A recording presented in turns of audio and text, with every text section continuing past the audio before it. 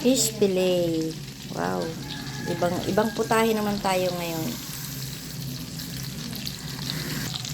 Parang ang sarap ito. May ano to?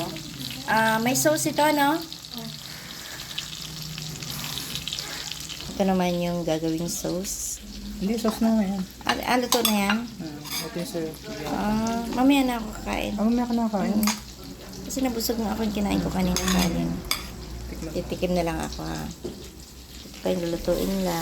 Marami rin pala. 1 kilo ba yung isda niyan? Dalawa lang. Ano isda ito? Dory. Dory. Ano yung Dory?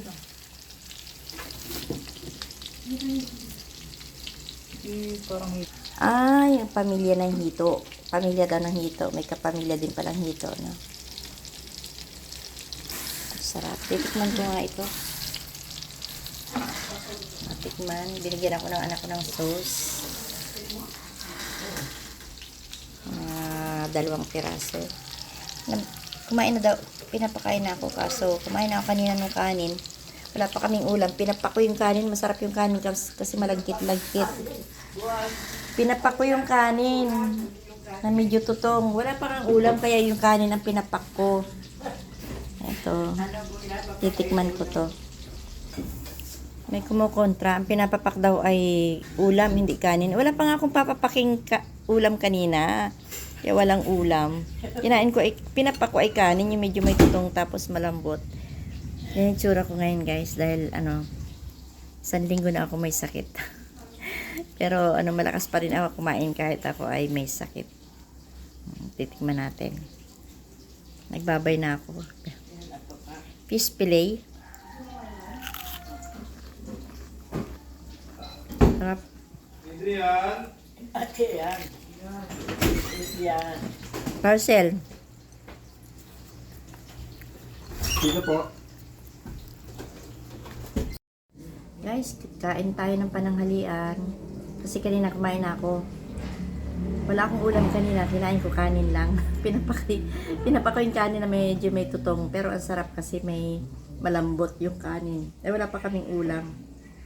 Kaya ngayon, nagluto sila ng ulam.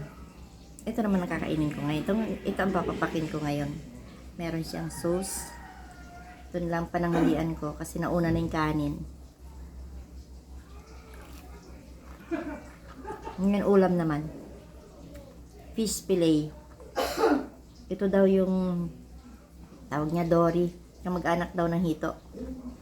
Buti pa yung hito. May kamag-anakan din naman pala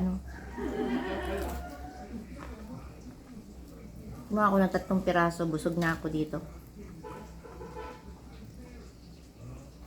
Yung kanilang sauce na ginawa ay gawa sa gatas. Maumay. Hindi ako sanay. Gusto ko pa ketchup yata. Pero masarap. Siyempre papartner natin yan to.